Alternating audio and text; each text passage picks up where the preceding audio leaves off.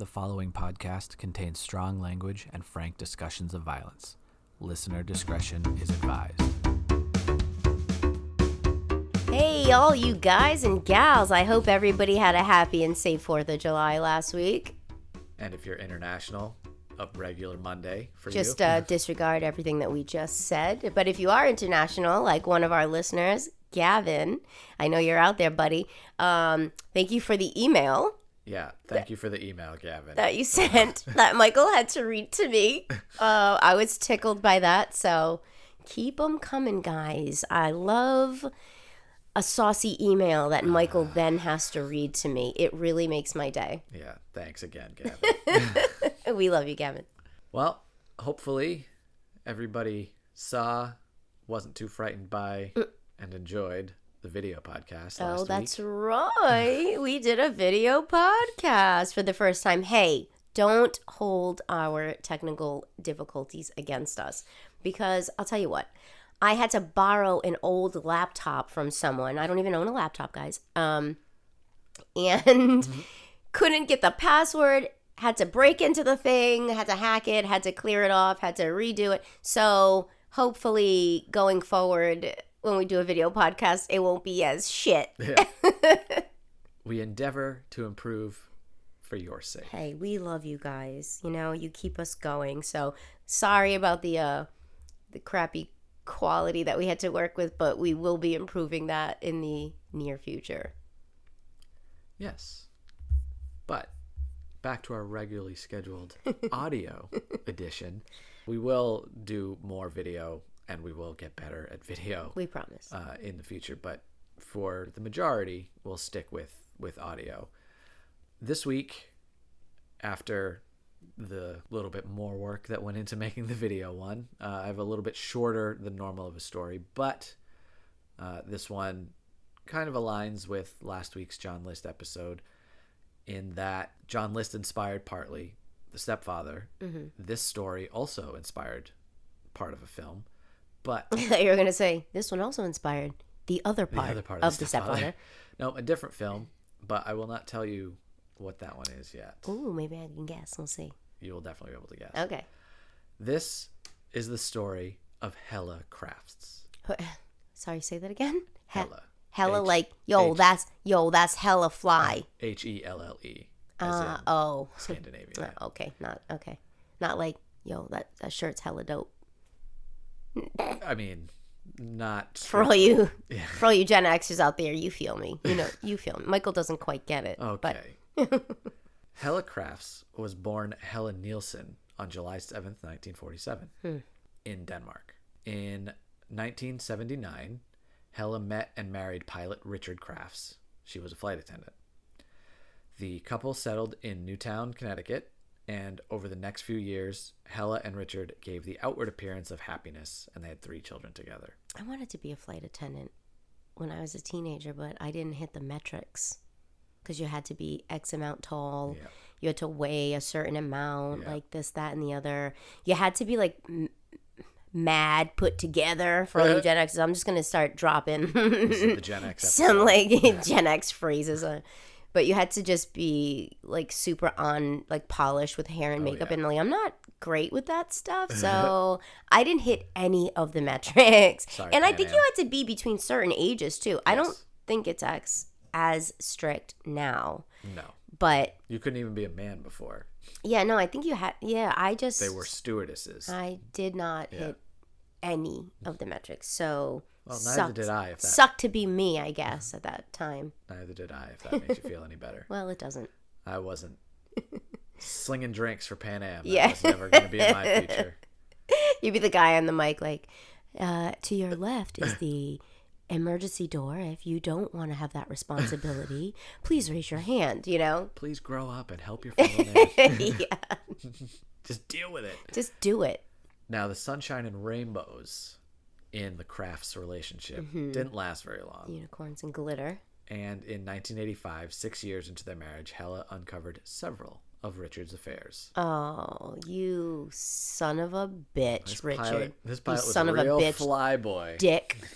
He's got one in every port, Michael. As they say. Aero Puerto. Yes. In September of 1986, Helle was preparing to file for divorce and had fuck that dude. And had hired a private investigator named Keith Mayo to look into her husband. She hired a private dick. She did. To follow her cheating husband dick. Yeah. Yeah. And see what his dick's been up to. What's his... Hey, Dick, why don't you go see what this other dick's been up to? See what the other just surrounding herself with dicks. It's a girl's dream come true. Well, Mike, let's just continue. Please continue. Yeah, I couldn't top that anyway. Okay. Mayo brought back photos of Richard kissing another woman. Okay. Keith Mayo. Dick's dick. Yeah. The private dick is named Mayo. Dick Mayo. Dick Mayo.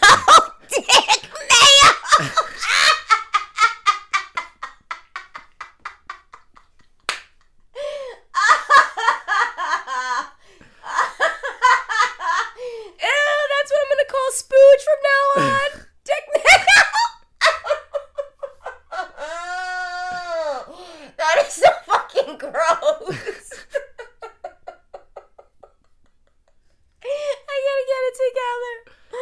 I gotta get it together. Come on. Yeah, that's a layup. Fuck you. All right. Dick Mayo. Oh, his name was Keith Mayo. He was a private investigator. Oh, is it? Private. That's right. Yeah, he was private. Whatever, kid. No. I wanted to let you go with it because private Dick Mayo. Don't rain on my dick parade, please. Continue. Mayo brought back photos of Richard kissing another flight attendant in front of her house in New Jersey. Oh, okay. At least it was in front of her husband. Well, right. It's now November 18th, 1986. And Helle... I'm trying to rein it in. All right. Yeah, we'll get you there. We'll bring it back. Woosah. Focus on dates. It's now November 18th, 1986. Okay, Where were you? It's 1986. I was in November. 11. Yeah. I was in 7th grade. St. Bartholomew. Yeah. There we go. And Mrs. Oh, what the fuck was her name? My 7th grade teacher. Oh shit. I could see her face. It'll come to me. Okay. It is a her though. Yeah, it's a woman. Yeah. Okay. Helle is getting back from a long shift at work. She was on a flight from Frankfurt, West Germany at the time. It's just Germany now. The friends that picked her up from the airport drove her home, and they did not know that was the last time Helle would be seen alive. Oh, geez. Okay. After an overnight snowstorm, Richard told friends on the morning of November 19th that he, Helle, and the kids were all going on a trip to visit her sister in Westport, Connecticut, which is about 40 minutes away from Newtown. Like when these men tell people their families are going to visit people or going on trips because... Well, especially when he did go to his sister's that day, but Helle wasn't with him. Cool. Where's your wife, bro? He went where he said he was going. Hey, brother. Hey, brother Dick. Just didn't make sure they were all in tow. Where's your wife at? Stop talking about brother Dick. As time continued to pass and no one could get a hold of Helle, Richard's explanations are pretty all over the place. Oh, yeah. One story was that she was visiting her mother in Denmark. Okay. Another was that she was visiting the Canary Islands with a, quote, friend. Who's this friend? And can we get in touch with them? Most times he just shrugged and said he didn't know where she went. I don't know. Hey, where's your wife? Fucked if I know. Yeah, I don't know. I mean, if she was up your ass, you'd know it, Dick. Which is another phrase my grandmother used to say. I'd be like, hey, have you seen my whatever? And she'd be like, if it was up your ass, you'd know it. Thanks, Nana. Actually, but where is my backpack? I love the repartee we have going, but I have to go to school. Where is my backpack? Yes, I like this back and forth that we have. It's really, it gives me life, but I really have a time schedule that I need to stick to or else I'm going to get detention. And where the fuck are my books? It's great banter for the podcast that I will have. I don't even know what a podcast is in 40 right years now. from now. But can we wrap it up? Yeah. A little sense of urgency. Helle's friends all knew that Richard was volatile and certainly had a temper, so they started to worry. He's an angry dick. He's a very angry dick. I'm 12. I'm like a 12-year-old. I'm a 12-year-old boy. Okay. That's what makes the world go round. Please. You know? Please go on. A few friends even recall Helle telling them, quote, If something happens to me, don't think it was an accident. Yeah, okay, well, hey, if I ever say to you or anybody out there, hey, everybody, listen, real close. If I ever say, listen, if anything ever happens to me, Michael did it. Just, maybe keep that in the back of your head. It doesn't have to be in the forefront of your mind at all times. But, like, just remember if I go missing that I've told multiple people that. Right. Just put a pin in it, right. Have that kind of at the top of your mind so this doesn't happen, because it took until December 1st, 1986 for Helle to be reported missing. That's weeks. 2 weeks. Yeah. So, just keep it in mind. You like that math I just did in my head? It's great. Thank you. Awesome. I've been practicing. Good old Keith Mayo wasn't ready for the case to drop, and he became convinced that Richard Crafts was behind the disappearance of his client. Yeah. Mayo's on the case. Mayo's spreading himself thin to get this done. Stop. Oh. As it so happens... I can't wait to get drunk after this. Oh, God. As it so happens, Richard was not just a pilot. He was also a ladies' man. Even worse. He's an air gigolo. He was a volunteer constable in Newtown. Oh, God. And a part-time police officer in the town of Southbury. Oh, great. Which was the next town over. Uh-huh. Wouldn't you know it? Let me guess. Is he pulling broads over and getting some extra favors? Well, Mayo was unable to convince any local authorities to investigate one of their own for possible murder. No! It's shocking and such a surprise, and has never happened in any of the stories we've told before. I've never heard anything like that. I am flabbergasted. It's a real Glenowitz situation we got going here. Sure is. The county prosecutor's office eventually had to look into the case, but they passed it over to the Connecticut State Police. And they were the ones who, on December 26th, while Richard and the kids were on vacation in Florida, searched inside the Crafts home. I want to know what Dick is telling his children. Yeah, where's Mom? Where's your mother? Like, where's Mom? Yeah. Where's Mrs. Dick? She's in the Canary Islands with a friend, kids. Oh, is she? Okay, because I thought you said she was visiting Grandma. Oh, did I? I meant I don't know. These poor kids. Oh, my God. Troopers found missing bits of carpet taken from the master bedroom. Get up! Stupid Dick. The family's nanny told the troopers about a, quote, dark grapefruit-sized stain. Oh, no. Having been on the section of carpet that was now missing. Well, I wonder what that could have been. There also just happened to be blood smear on the side of the mattress. Is he going to say that she had her period or some fucking ridiculous story? That pesky blood evidence forced police to take a harder look at good old Dick. Damn DNA. When they reviewed his credit card statements, they found Richard had conducted some interesting transactions right around the time Helle disappeared. Let's see. A lot of bleach, some garbage bags, maybe a tarp.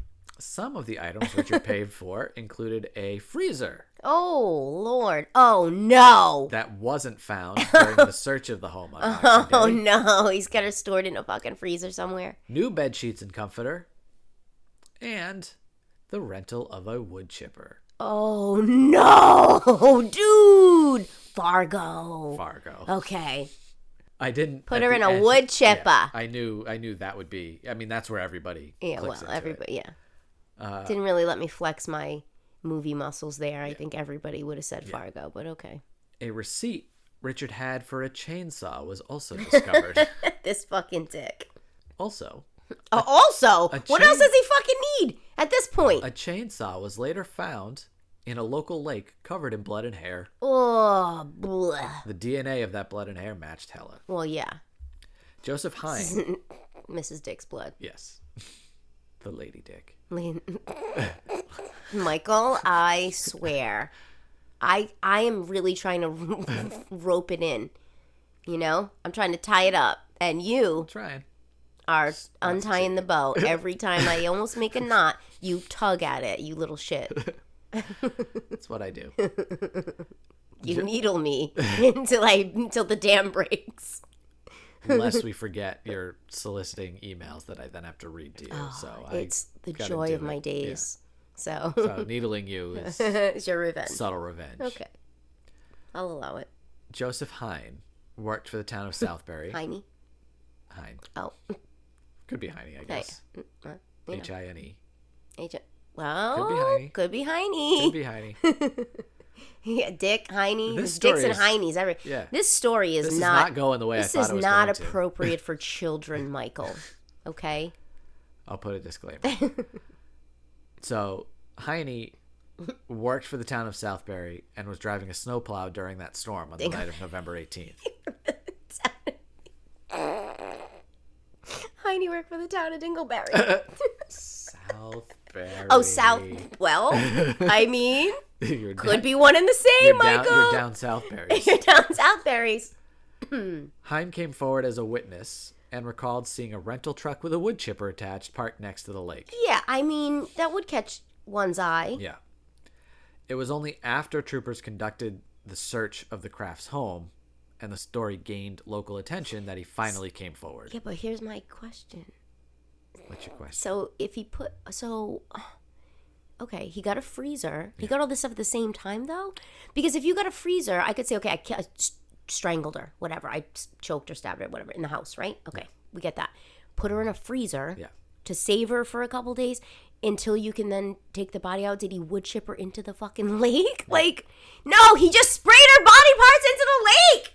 No! Is that what happened?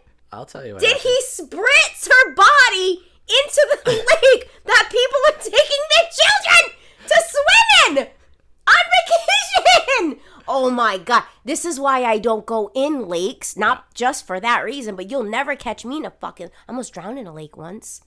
Oh my God. This fucking... Did I tell this story before? I can't remember. This little fucking brat who my mom wanted me to be friends. My mom was friends with her mom or whatever, and I never even liked camping as a kid because I'm not super outdoorsy. You'll probably be able to tell that from the video podcast. I don't look like an outdoorsy kind of girl. Neither do I. But Michael does not look like an outdoorsy kind of girl.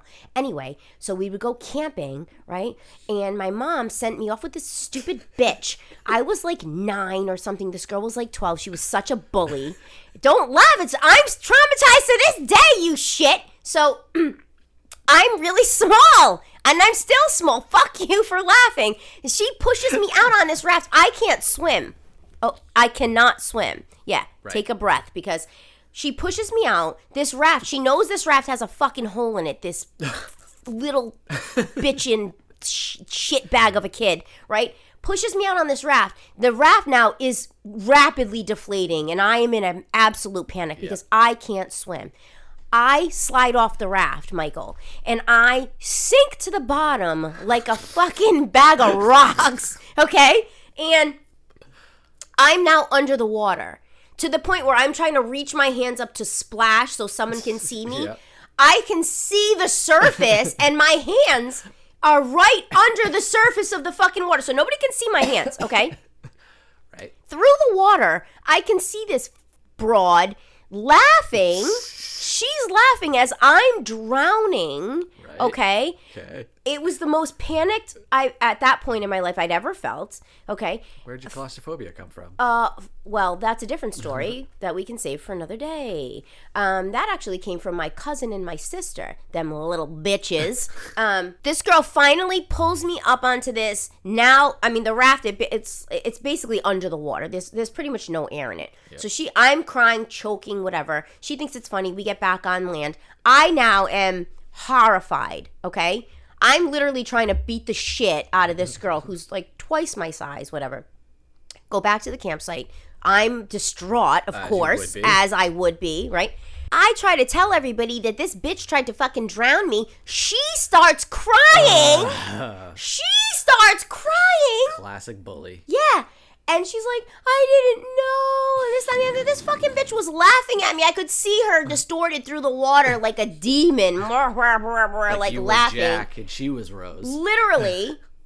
And nothing. And she never got punished. Yeah, of course not. And not. I almost fucking died. I must be a cat in another life or something because I must have 9 lives. You almost got kidnapped. I almost drowned. I almost get kidnapped. Yeah. You almost got hitchhiked, kidnapped again? Yeah, man. Yeah. The reason I have claustrophobia, I'll just, quick side note. My cousin Francesca and my sister Adriana, these little bitches, were playing hide and seek in the house, right? Thanks for listening, by the way. Hey, thanks for listening, guys. Actually, I don't even think they listen. Anyway, so I'll talk about them at leisure. No.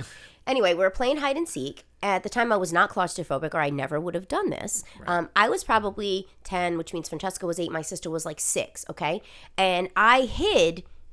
I don't know if you ever had these hampers in your house, but it was like a sturdy backed, like metal or wicker, but like hard hamper with a hard top on a hinge. Yep. So I hid in there because I was small enough and clearly not claustrophobic because I barely could fit in it and had the top lid, shut. They couldn't find me like forever because this was a great hiding place. Once they realized I was in there, though, they sat on the top of it.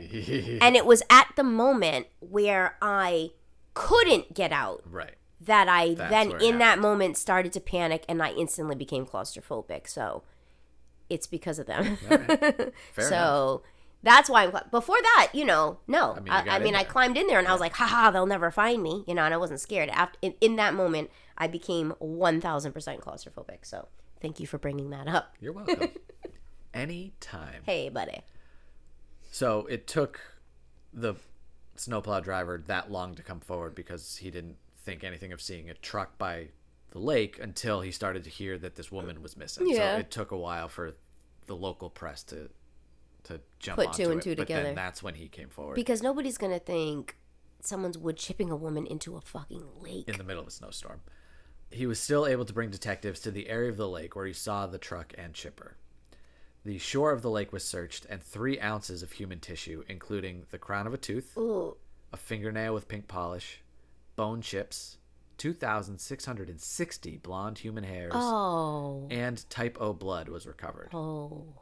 Yuck. Yeah. This gave rise to the theory that Helle was fed through the rented wood chipper. I mean, who would have thunk? Ugh. How do you? So he bought that or he rented it? He rented it. Oh no! Someone else is using the wood chipper. Yeah. But how are you going to clean that out though to then return it? Probably shovel snow. What are you going to through a wood chipper? It's just gonna melt. It's just gonna melt in there. It's not like it's gonna, and then eventually gonna shoot out, like cleanse it with snow, and then clean snow is eventually gonna shoot out the other side. I have to admit that this wasn't my plan, so I haven't thought through the finer details. Yes. So, but you feel me though. You got all little bits and shits of bodies all within all those grinding gears and everything. Like, how are you just gonna? What are you gonna spray the outside and then just go blip and then bring it back? Probably just counting on the fact that no one's actually gonna get in there. But when you put stuff in though, the next person that puts wood in or something isn't some of the dried blood or whatever gonna like come spewing out along with wood, and then you go, what is that? I imagine the people that rent those machines have to take them apart to clean them. Would regularly. They though? Well, if you're feeding wood through it and it gunks up, it's not going to be very effective, and you probably have to sharpen it. Oh my god, that's so gross. Yeah. More forensic tests were done on the chainsaw, which resulted in the serial number that had previously been scrubbed away to be re-raised and matched to the serial number of the chainsaw that Richard purchased. Right. He thought he was so slick. They used that acid. Dick's saw. Hey, stop it. All of these pieces combined led the police to this theory. Richard struck Helle with a blunt object over the head at least twice. This caused the blood staining in the couple's bedroom. She was struck hard by Dick's instrument. I know. The jokes are infinite. I mean, we could dine out on this one story forever. This caused the blood staining in the couple's bedroom. He then put her body in the newly purchased freezer for hours until she was frozen solid. Okay. I have the mind of a killer? What's happening right now? He then cut her up with the chainsaw and fed the pieces through the wood chipper into the lake. Well, yeah, because a dead body would be too heavy to hoist the whole thing in there, probably. Right. And it probably just... Not that I don't know that for a fact. I'm guessing. If I had to guess, Mike. If we take it out of the serial killer realm and back into the wood chipper realm, you don't feed an entire tree through the wood chipper either. Right. You have to section it off so the machine doesn't fail on you. Grind those gears, Mike. Right. At the time in Connecticut, a determination into cause of death needed to be reached in order to prosecute. This usually meant no body, no crime. And that's what Dick was counting on. A forensic odontologist was able to match the tooth crown found with the rest of the biological material to Helle's dental records, which gave police a positive ID on the victim. This allowed the medical examiner to issue a death certificate on January 13th, 1987, which led to Richard's immediate arrest. Dick's an arrest. Arrested. You better lock up that Dick. It's up to no good. That's a very bad Dick. To prepare for the trial, the medical examiner wanted to cross his T's. Naughty, naughty, naughty Dick. Naughty, naughty Dick. Oh, Dick, you're so naughty. Dick must be punished. We must punish your Dick now. Hey, that's a different platform, Mike. That is a different platform, buddy. It's a different kind of story on a different platform. Hey, follow us at our other platform. No. Yeah. To prepare for the trial, the medical examiner wanted to cross his T's and dot his I's.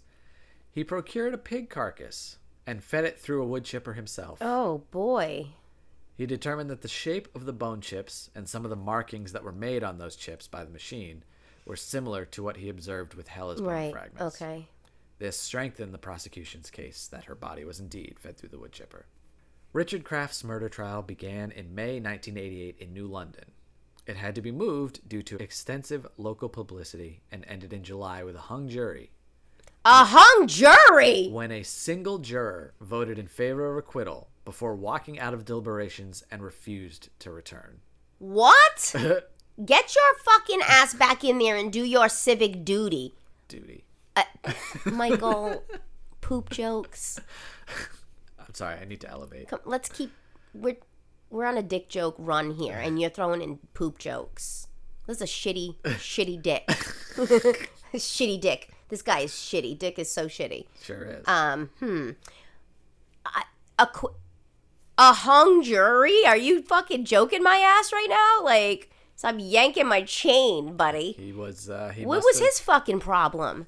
He must have been a no body, no crime kind of fella. It's like you can't prove. You know what? That guy has killed someone. That guy has killed someone and is like, no. It was 1988, so DNA wasn't presented here. So he may have been They matched it to her tooth and the type O blood and okay, the hairs. So I mean, what's his fucking problem? It was probably a reasonable doubt, like originalist.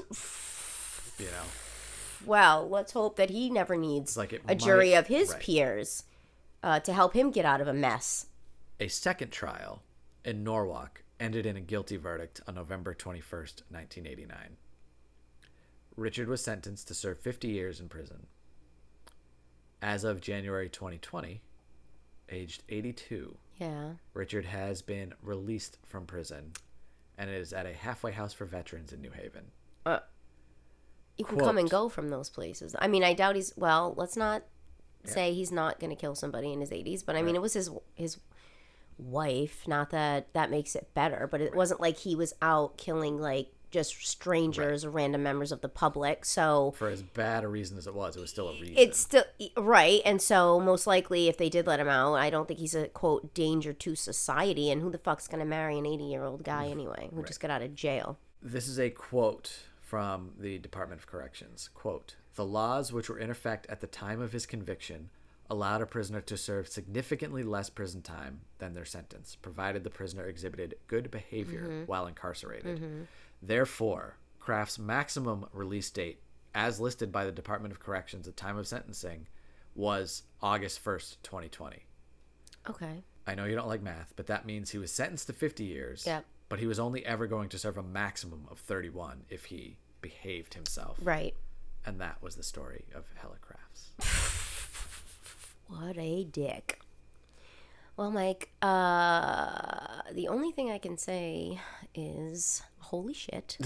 And can you, I mean, the only thing worse than that is if you were still alive and somebody was putting you in a wood chipper. Jesus Christ. His poor kids. Yeah. His poor kid. Imagine your dad. Picture your dad, Robbie Bobby, right? Fucking is off gigoloing, you know, it about. He's bandying himself around town. That is already a difficult image to deal with. Procure in your mind. And then your mom, good old... I'm familiar with her. Capital R, finds out. Yeah. And she's like, oh, hell to the nah, Robbie Bobby. You're not pulling that shit on me, buddy. And he goes, fuck you. I'm going to shove you in this wood chipper. Now you have to picture your mom, dead or alive, doesn't really matter, I guess. No. Getting shredded like lettuce through a chipper. Holy shit. It's not as bad enough your mom's dead. Yeah, that'd be How the hell do you ever get that image out of your mind? I don't imagine you do. Jesus Christ. I don't imagine you do. I also thought you'd be more upset that he was never going to serve more than 3/5 of his sentence. The thing is, though, like... He is 82. He's 82. He's probably in shit health because he's been in jail. It's not like they're giving them top quality medical attention. Right. Or food or... right. I mean, they're eating gruel, for God's sakes. Yeah. Not that I feel bad, but, like, also, again, he killed his spouse. Not that that makes it better. Don't come fucking at me with some bullshit. But, like, he's most likely not going to just randomly commit another murder. Right. And he's in his 80s. So, usually am I like, nah, fucking die in jail? Yeah, of course I am. I'm like, not that I'm fine with it, but, like, in this scenario, I guess he did serve 35 years of his life, which is a decent chunk. He's never going to, what's he really going to enjoy at this point? Not his kids. His kids aren't going to fucking want anything to do with him. All his probably brothers and sisters are either elderly like him, if he even has any, or maybe passed. His parents are definitely gone. Yep. You know what I mean? His friends aren't going to want anything to do with him. So he's going to be basically a pariah. Fine. I'm okay with that scenario. I'm okay with that. I don't want usually to be a I'm not, pariah. but usually I'm like, I hope you fucking get shanked in there for what you did. But is he really going to have any quality? He's going to die alone, as he should. As he should. As are we all. And the only other advice I have is stay away from that Dick Mayo. so it's a little salty from what I hear. It's got a bit of an attitude. It's a little bit of an edge. So be careful what you are utilizing in the fridge there, buddy. Okay. I'll check labels. Yeah, please. Yeah. Never know what I have in there for you, Mike. I'll say, make you. Hey, what are you doing later? I'll make you a grinder. What do you want on your? Is this Meatball Mike's? What do you want on your grinder? We're at Meatball Mike's. So I'm gonna need a competent lover. And I need some Dick Mayo on that, please. Thank you. Although, you have seen that video. What? You know clarify that? Clarify immediately. Clarify immediately. No, a lot of people have seen that. You know those videos? What's that show? It's like How Things Are Made or whatever that show. Yeah. You know that show where they're like, this is how crayons are made or whatever, right? Yeah. There's like that video of they're making some kind of a food item or whatever, and the guy who's narrating over it says, and then a spooge of mayo.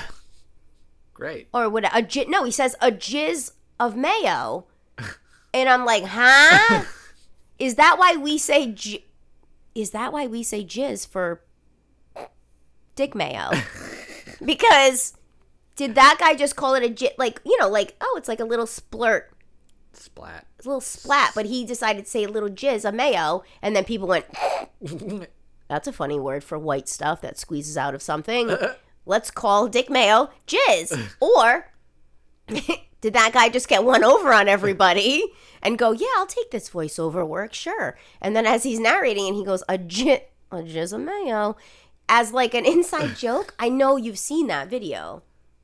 I've seen that show. I don't recall that. You haven't seen that on like Instagram or whatever? It's just no, because not embarrassingly, I don't care, but I watched that show genuinely. Like, yeah, just that's how they make chairs. It's a cool show. I like the show, but don't call it a fucking jizz of mayo. Yeah, we'll have to look up the guys. Next time you go to Meatball Mike's and you're getting a sandwich, a Sammy, a Sando for a sawbuck, ask them for a jizz of mayo and see what happens, and then let me know, and then write a detailed email about it and send it in to mafpodcastshow@gmail.com so then Michael can read it to me and make my day.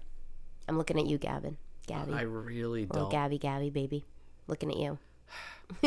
I mean, if you send the email, I will read it to Joanne. Yes. But I don't want to read about your dick mayo. Yes, he does. Yes, he does. I'll do it because I'm a man of integrity. But I won't be happy about it. Oh, God. Well. But if you want to do me a favor in return, follow us on Instagram or Twitter at MAF Podcast Show. Slide into our DMs and tell them about you. Jizz mayo. Also, be sure to jump over to the YouTube channel. Check out our first video podcast. And all of our episodes are up there. All of the audio ones. But the video one will be the marquee. And then maybe, if you guys listen to the YouTube, we might at some point put up some funny little clips of just shit that we say before we actually start recording for real. Yeah, because we do have some hella crazy conversations. That's Hella for you, Michael. Because if we're leaving the dick mayo conversation in the episode, just imagine what's being taken out. Anyway, guys, I'm going to a cookout and I'm gonna get drunk. I might even smoke a little doob. Is that what the kids are calling it, Michael? A doobie? What are we calling it these days, Mike? The devil's lettuce? I'll ask the Doobie Brothers when I see them. And with that, I bid you all adieu. Until next time, goodbye. Goodbye. Dick man.